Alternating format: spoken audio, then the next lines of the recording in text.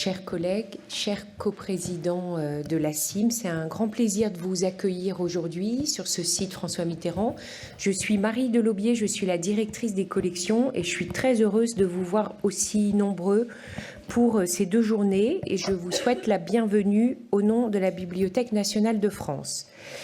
Accueillir à la BNF le congrès de la CIM, un réseau professionnel composé majoritairement de bibliothèques de lecture publique, pour parler des fonds musicaux en bibliothèque fait particulièrement sens pour nous en 2025 et ce, à plusieurs titres. Vous savez que depuis plusieurs années, la BNF a à cœur de diversifier ses publics, comme en témoigne l'ouverture en 2022 sur le site Richelieu de la salle Ovale. J'espère que vous avez eu l'occasion tous de venir voir cette salle. C'est la seule salle de la BNF qui est entièrement gratuite et sans limite d'âge. Et si vous êtes venus, vous avez pu vous rendre compte que cette salle fait la part belle aux collections sonores. Elles y sont présentes sur un portail son, vidéo et multimédia qui, parmi ses ressources audiovisuelles, donne accès à l'actualité de l'édition phonographique et, sur des bancs sonores, donnent à entendre une sélection d'enregistrements patrimoniaux anciens.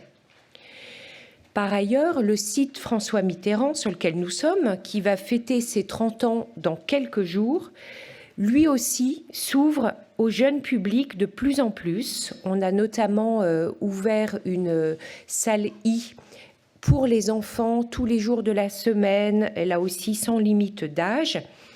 Et ce site François Mitterrand voit se déployer dans l'ensemble des salles de lecture du Haut-de-Jardin le même portail son, vidéo, multimédia. Ces rencontres nationales des bibliothécaires musicaux et la collaboration fructueuse entre la BNF et la CIM qui s'est opérée à cette occasion s'inscrivent aussi dans la continuité de la politique de la BNF en matière de coopération professionnelle et d'ouverture à un plus large public. La BNF se montre à l'écoute de ses partenaires des bibliothèques territoriales qui ont une longue expérience de médiation sur les collections sonores. De fait, la BNF est attentive aux échanges qui ont lieu chaque année lors des RNBM, que ce soit lors des tables rondes ou des moments informels et conviviaux, qui sont, nous le savons, des temps très importants de ces rencontres. Ces rencontres nous permettent vraiment de renouveler notre regard sur notre profession et sur la manière dont nous l'exerçons. Vous avez décidé d'évoquer, lors de ces rencontres, le patrimoine musical en bibliothèque, ce dont nous nous réjouissons. La BNF, de par son histoire, marquée notamment par l'héritage de la Phonothèque nationale et de par ses missions, notamment la mission fondamentale relative au dépôt légal des phonogrammes, dont nous fêtons le centenaire cette année, est en effet le lieu idéal pour parler du patrimoine sonore. L'an dernier, à Orléans, le patrimoine était évoqué comme une solution face à l'inquiétude que suscitait la perspective du désherbage et du recyclage des fonds sonores. La réduction de ces collections en bibliothèque, nous le savons, vous préoccupe beaucoup, nous aussi. Et de ce fait, le patrimoine pourrait être un angle particulièrement pertinent pour repenser la vocation des fonds musicaux. À l'heure de la dématérialisation des collections physiques que nous conservons, que ce soit à la BNF ou dans vos établissements, deviennent de plus en plus des objets rares et précieux. Je pense aux micro-sillons qui sont devenus au cours des dernières décennies des objets patrimoniaux dans l'imaginaire collectif, mais c'est aussi le cas de nombreux CD qui deviennent pour certains des objets très recherchés. Les bibliothèques de lecture publique, qui ont par l'expertise des discothécaires enrichi leur collection musicale au fil des décennies, se trouvent aujourd'hui dépositaires de fonds qui sont parfois devenus rares et anciens. Repenser les collections sous l'angle du patrimoine, à l'heure où ce sujet intéresse beaucoup nos usagers, pourrait permettre de donner une nouvelle vocation à ces fonds. Comment conserver et valoriser des fonds musicaux patrimoniaux? Voici des questions qui seront évoquées lors de ces 2 jours. Nous espérons pouvoir y apporter collectivement des éléments de réponse. Nous espérons aussi que la BNF pourra, au fil des tables rondes, ateliers et visites, vous faire partager son savoir-faire en matière de conservation, restauration, numérisation et valorisation des documents sonores. Ces rencontres seront également l'occasion d'évoquer l'actualité du patrimoine sonore à la BNF. Ce patrimoine, du fait de la dématérialisation de la musique enregistrée, est en pleine évolution. Depuis déjà plusieurs années, la BNF fait évoluer ses chaînes d'entrée des documents pour les adapter à la dématérialisation.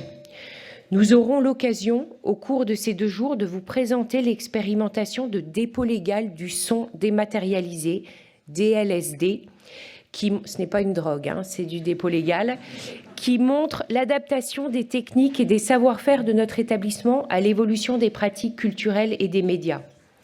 Ces présentations pourront nourrir vos discussions sur ce qui fait patrimoine dans nos collections.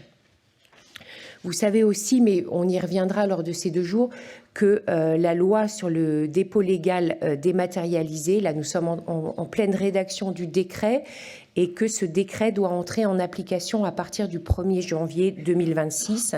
Donc c'est vraiment demain, mes collègues y reviendront. J'aimerais enfin revenir sur un aspect qui réunit l'ensemble des professionnels ici présents. L'année passée à Orléans, vous aviez évoqué le métier de bibliothécaire musical et ses évolutions. Ce métier a vécu plusieurs transformations au fil du temps et a toujours su se réinventer en s'appropriant les différentes avancées techniques et technologiques. Nous aussi, nous sommes vraiment adaptés sur ce plan-là. La BNF a d'ailleurs accueilli en février dernier le sommet de l'intelligence artificielle afin de réfléchir et donner du sens à cette révolution qui aura un impact certain sur nos pratiques professionnelles. Mais l'approche technique et bibliothéconomique ne suffit évidemment pas à saisir toute la richesse de nos métiers. Les bibliothécaires musicaux, nous le voyons au quotidien, ne gèrent pas seulement des fonds de disques, mais assurent des missions de médiation qui sont très importantes et se positionnent de plus en plus au cœur d'écosystèmes musicaux locaux. C'est un point que nous partageons tous ici et qui doit être mis en avant. Si la BNF s'adapte à la dématérialisation de la musique enregistrée, à ce nouveau dépôt légal, si elle travaille avec les majors de l'industrie musicale, le son gravé sur support conserve une grande importance, en partie grâce au secteur des labels indépendants et des artistes autoproduits. Et la collecte de ces contenus se fait à la BNF grâce à un travail de prospection auprès de ces artistes, de ces labels et des scènes locales. Cette collecte, d'ailleurs, sera complétée à terme par une filière aussi de dépôt légal numérique à l'unité qui permettra à tout cet écosystème de déposer. Notre établissement, tout comme les autres acteurs de la CIM, travaille au quotidien au contact de ces écosystèmes créatifs et artistiques. Les productions de ces artistes, scènes, labels locaux, par leur caractère parfois éphémère, sont fragiles et représentent un véritable patrimoine local et national qu'il nous incombe de préserver et de faire vivre. Et vous effectuez à cet égard un travail de terrain, vous avez une grande expertise de ces milieux artistiques qui nous est aussi extrêmement précieuse.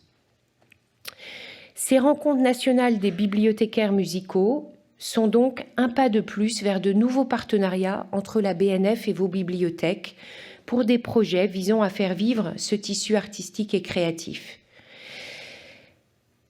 À cet égard, j'espère que vos 2 jours d'échange seront très très fructueux et pourront ensuite donner lieu à beaucoup de partenariats entre vos bibliothèques et la BNF. Je vous remercie et je laisse la parole au coprésident de la CIM.